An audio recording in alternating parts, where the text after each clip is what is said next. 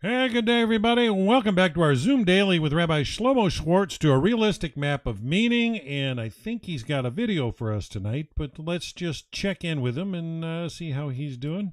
Shalom, Rabbi Schwartz. You're live on the air. We're going to give it over to you to tell me to play that video. Thank you very much, Rob.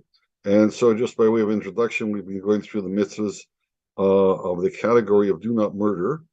And and I've included a number of other mitzvahs that are address keeping the safety of a person, the person's health, and the person's safety intact as the subsidiaries of that category name. And now we've gone through a whole bunch, and now we're up to, we did love your neighbor, love a stranger. And we're up to actually do not hate your brother. But as you'll see, there's a few mitzvahs on our chart that surround that. They'll come from the same verse as I showed the last night in the third book of Leviticus, Vayikra, chapter 19, verse 17. And so now we'll just go over, and I think the video will explain itself. And so I give it back to Dan to roll the video.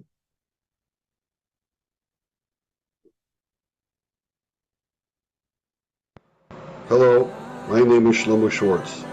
I'm an Orthodox rabbi, and I like to present Jewish teachings in a way that uncovers the common sense and wisdom that lies behind them, in a way that everybody can appreciate, because understanding pierces the darkness in much the same way that my grandson, Yoni Stern, his voice pierces the heavens with this song. I was playing in the background here.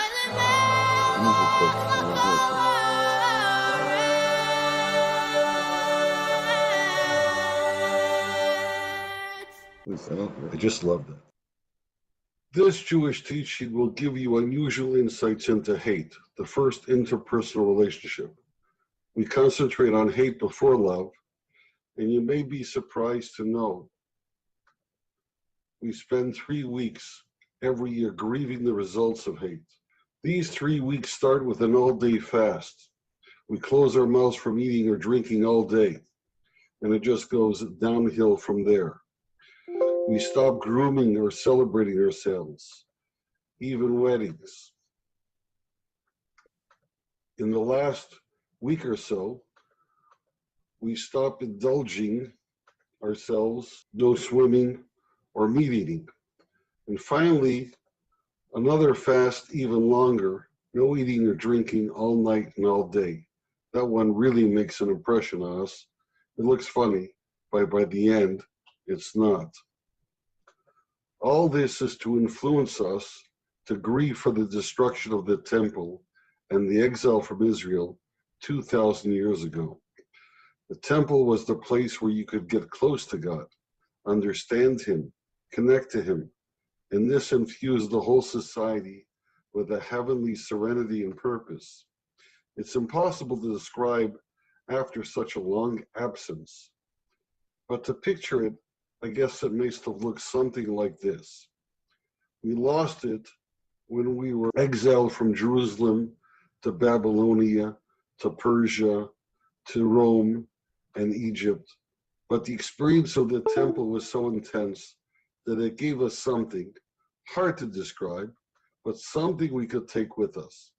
And so wherever we went, we were able to establish vibrant and successful centers of Jewish culture and scholarships that made a difference. To appreciate the power of the temple influence, consider what happened to the unfortunate Africans who were also exiled from their land and dispersed to a similar number of destinations. They did not establish centers of success, but it was not their fault because they didn't have the benefit of a temple experience. They didn't carry with them a memory of a temple. Tisha B'Av means the 9th of Av, and Av is the 11th Hebrew month. So Tisha B'Av is the original 9/11. Our trauma was much worse than the recent 9/11.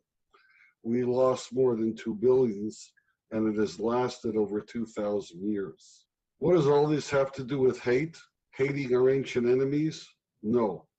Starting from that time and continuing ever since, our teachers have told us that this destruction was our fault. And the reason God hasn't corrected this destruction is because we still have the same fault. Our teachers named this fault Sinat Chinam. In the English-speaking world, Sinat Chinam is translated as baseless hatred. If we would just get rid of baseless hatred, we could get back the temple and everything glorious about it. So that's the connection of hate back to the temple and the 3 weeks that grieve its loss. But baseless hatred means there's no reason for the hatred. It's irrational. Who are these people who hate for no reason? Not too many, because irrational behavior is self-destructive behavior. They won't last. Question one is, why should everyone suffer because of these few? Look at this boss who made a mistake and blames everyone else. It's not fair. Question two is, how can we hope to correct irrational behavior? Who can teach irrational people? It escapes us where to begin. An even bigger question, is that all we need to establish a golden spiritual age that deserves a temple? We just have to get rid of baseless hatred? What about all the other faults that we know we have? We don't have to get rid of them before we rebuild the temple? Doesn't make sense. So most people answer no. It doesn't mean that level of baselessness. It means the people who hate without a good reason. But who's that? Not me, everyone will say. Sure, I hate, but believe me, I have a very good reason. It's the other guy over there who doesn't have a good reason. He's the problem. You see, everyone points their finger at the next guy and never changes their own behavior. Remember Anthony Weiner? He was famous for pointing at other people when he really had quite a few faults of his own. So the idea of baseless hatred doesn't get us anywhere. It's the wrong target. Without the proper target, we'll never aim for the right solution or even direction. The calendar will keep going for another 2,000 years, and we won't even understand why. So let's look at the source of the Torah scroll that talks about Sinat Chinam, about hate. The verse is Leviticus 19:17. The New International Version translates it as, do not hate a fellow Israelite in your heart. Rebuke your neighbor frankly, so you will not share in their guilt. Speaking of something in our heart, notice that this comes in Leviticus, which is right after Genesis and Exodus, and followed by Numbers and Deuteronomy, because it is number 3 of the 5 books of Moses, the Jewish Torah scroll, which is the heart of the Torah, right in the center. More accurately, this is found in Leviticus chapter 19. There are 27 chapters in Leviticus, so reading right to left, because that is the way Hebrew is read, right to left, chapter 19 takes us a little past the center, which would be chapter 13 and a half, to the left of it, which is right where we find our heart, our own heart, in our body, a little to the left of center. So in a sense, the heart of the Torah is talking to our heart. Leviticus is Latin. It means levy plus something. I'm no expert in Latin, but I know Levi is the name of the Jewish tribe who conducted the temple service. The rest of the Jewish people were hardly allowed in. So Leviticus must mean levy plus focus, because the text starts with and continues to focus on the services of the Holy Temple. That's why they named the book Leviticus. But the heart of this book hints at how temple service impacted interpersonal relations like hate and love. The Jewish name for Leviticus is Vayikra, as you can see here in English letters. The Hebrew letters are just above it. I want to show you how the word Vayikra is written in the Torah scroll. It is this first word in the top right corner. Notice the last letter is written small. It is the same as the first letter of the next word, but is always small just in this instance. The reason for that is a whole different topic than the one I want to focus on here. I show it to you only to demonstrate how God uses so many different devices to embed messages into the text. The Yikra means he called, which is a sure start for a relationship. In this case, it is God calling Moses, to describe the temple relationship.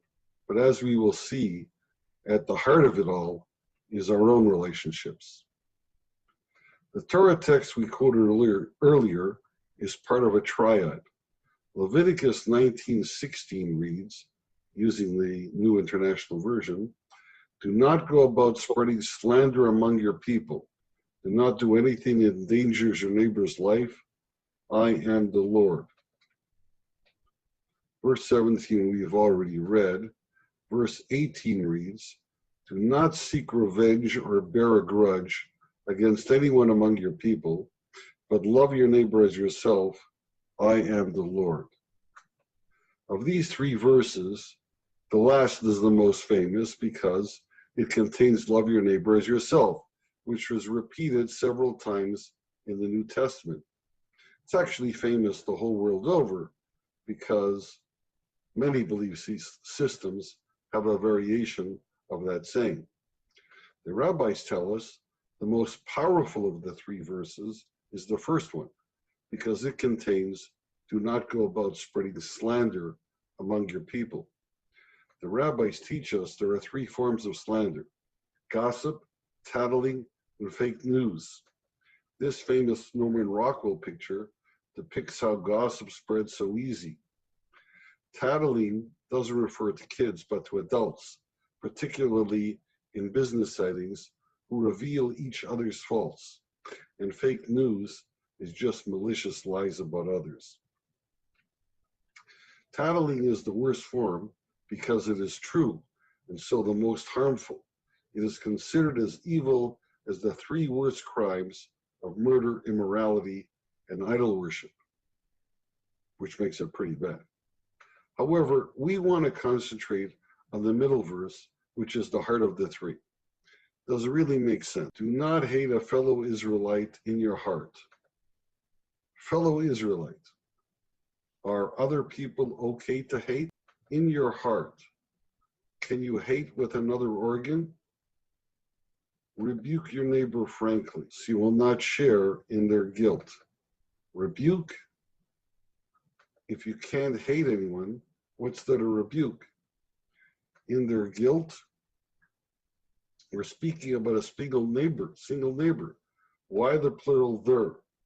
In fact, this may be the most important question because it points out how easily it is for errors to creep into the translation and corrupt the meaning or hide the intended implications. We will see that fellow Israelite is also a translation error because it hides other meanings. We will also see that in your heart and rebuke are reasonable translations that lead to deeper thoughts. Let's look at the original Hebrew text, which I'm showing you now. There are three phrases in the verse. Here I have color-coded them with English characters so you can read them with me in a moment. Before reading, I want to show you some poetry embedded in this verse. The first and third phrases have rhymes. In red, we can see lotisna and velotisa. The words have totally different meanings, but connect through rhyme. In brown underline, we see toward the end of the first line, levav, and a love at the end of the last line, again, rhyme connections. Look at the last word. It's not chet, but chet. It's a guttural sound, hard for English speakers to pronounce unless they are familiar with the German Achtung or the Yiddish chutzpah. The convention has evolved to use ch to represent that ch sound. As you can see, there are a lot of chs in the verse, which reads like this: Lo tisna et achicha bilvavecha hocheach tocheach et amitecha velo tisa alav chet. I don't think there's an animal that pronounces the ch sound. It may be uniquely human, perfect for a verse describing human emotions, but more important, ch comes from the back of the throat. That means it is a sound, probably it's the only sound that comes from the deepest part of you, another poetic way of resonating with the inner you. There are two Hebrew letters that make this ch sound, which leads to a fascinating insight. The first of these letters is the first ch sound here, ach, and it means brother or sister or close relative. While the second ch sound, the second letter, is used to make the second ch sound, cha, which is Hebrew for your. And this is where you first start learning hate and love and other interpersonal relations from those closest to you over the issues of what is mine and what is yours. Remember, the New International Version translated your brother as fellow Israelite, which lost the common human experience conveyed by the original. Let's go to the last word here, chet. The New International Version translated it as guilt, as I showed earlier. The New King James Version translates it as sin, but really it means error, missing the mark, which for humans is a type of sin. Alexander Pope coined the famous phrase, to err is human, to forgive divine. So error is a very good word to use in a verse talking about human interpersonal relations. From all these features, we can see how the verse poetically pulses with the human condition. Now we have to pay attention to the Hebrew literally and linearly as the words appear. The first instruction is, don't you hate a brother of yours in the heart of you. The second is cause rebuke. You shall rebuke the citizen of yours. And the third is, and don't you raise on him an error. Now you may have noticed that there are no punctuation marks in the Torah scroll, but punctuation marks make a difference in meaning. The ancient teaching is that the punctuations can vary because different punctuations can support more than one message from the same words. So what if we put a colon at the end of the first phrase and two question marks in the second instruction? Then it would read, don't you hate a brother of yours within the heart of you? Cause rebuke? Shall you rebuke a citizen of yours? With this punctuation, it takes on a whole new meaning. In plainer English, it then becomes, don't you hate a good fellow citizen? Rebuke? Shall you rebuke a citizen of yours? Of course not. Why do you even mention it? Because we also have to look at the flip side. Only a good citizen you shall not hate. What about bad citizens? People who disrupt your brotherhood? Not only regular criminals, but also drunk drivers who know they have a problem, but don't deal with it. Derelict dads who don't pay attention to the family they created. Terrorists who want to destroy society. There are so many examples, and every one of them has to be forcefully opposed. The verse is telling you that we can't afford to ignore such behavior. We have to forcefully rebuke it. But the verse also says one last thing. Do not bear a sin because of him. That means don't take the law into your own hands, because then you become what they are, not a good citizen, a criminal. So there is a place for hate, but there's another way to read the verse. What if sinah doesn't mean hate here? True, if you look up the Hebrew English dictionary, you will see sinah, hate for sinah, and if you look up hate, you'll see sinah. But Torah words have more than one translation or meaning. Hate is a very intense form of sinah. There are also lesser forms of sinah, for example, resent. Resent is much less than hate. Someone you hate, you want to fight, you want to punish for what they did to you, and worse. Someone you resent, like someone who bucks in line or is too loud, you don't want to fight or punish. Just get them to behave better. It's less than hate. So if we drop in the word resent instead of hate, it leads us to translate other phrases differently as well. Instead of in your heart, we would put silently, because we are using our heart instead of our mouth. And now, instead of cause a rebuke, we might translate create a rebuke, because when someone is offending you, you have to be very diplomatic on how you let them know that. In fact, that leads to a different translation for the third phrase. It becomes, so you don't rise over him in a sinful manner, which would be a sin of embarrassment. This is the verse that forbids us to embarrass somebody. Putting it into modern idiom, don't bottle it in. Diplomatically rebuke a fellow citizen so as not to embarrass him or her. In fact, error is a good alternate translation, because when we embarrass someone, we probably make an enemy for life. And that is a personal error, which is really hard to get over. And it's what a sin is all about. It doesn't go away so easy. Remember all the threes mentioned earlier. Leviticus, the third book, the three verses, the three phrases in our verse, and the three worst sins. Oh, and I almost forgot, we started with the 3 weeks. There's a Jewish version of Trinity that I discovered, which explains why there's so many threes. And I'm pointing them out to pique your interest and whet your appetite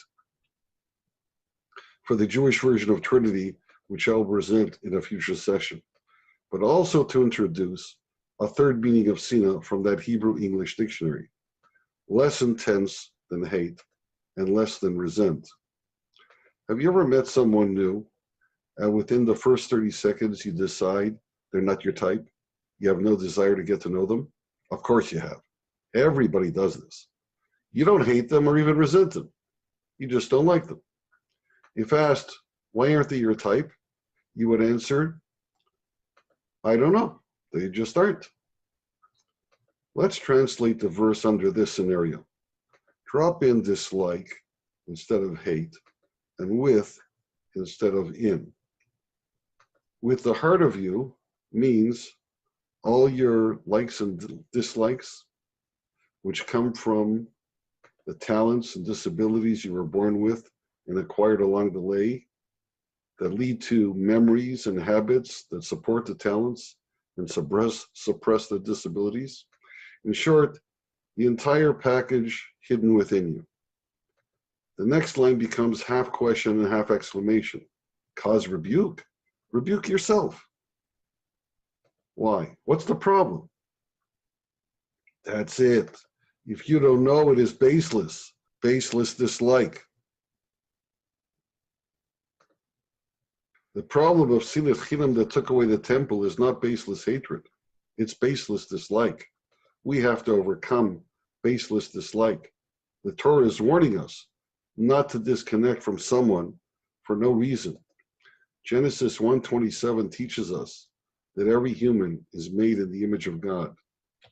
That means that every human is the crowning glory of creation. If we meet a new person and can't take the time or interest to connect with them in even a small way, to just appreciate a little bit what is unique about them, a special creation of God, then why do we need a temple? The temple is a place where we can get close to God, understand Him from that closeness, Connect to him, our creator. How can we deserve to get close to God himself? Never mind deserve. How can we have the ability to get close if we don't yet have the ability to connect in a small way with one of his favorite creations, a fellow human? Remember the most famous of the three verses? I have one last question. Why was it last? It should have been first, as the general headline. The answer is that all the previous steps were prerequisites to get there. It's time to summarize. The Torah provides a promising pathway through human challenges of hate, when not, when necessary, resent, and how to negotiate it, and dislike, how it is ignored, and why it should not be.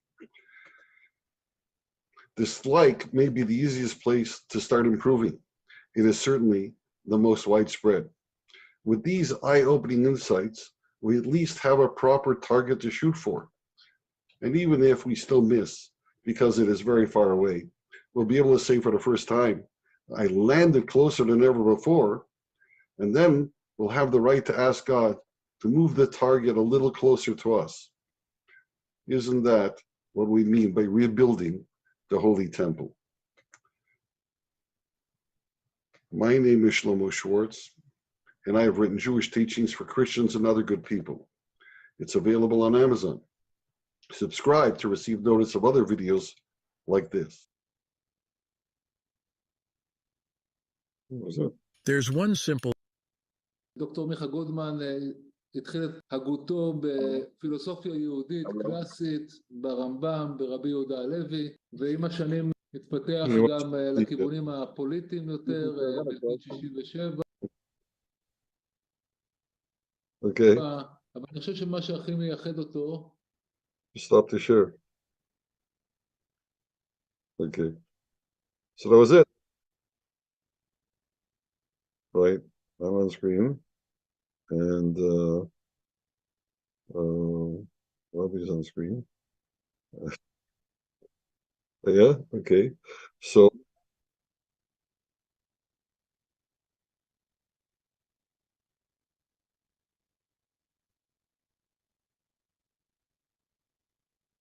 as somebody who works on social media, I mean, yeah, it's very easy to see dislike everywhere. Mhm. You know, everybody's got the put the thumbs up like, and they're used to, when they began, people were able to dislike, and now that dislike is gone, so they can't dislike it, so it's all verbal attack and baseless positions. Yeah.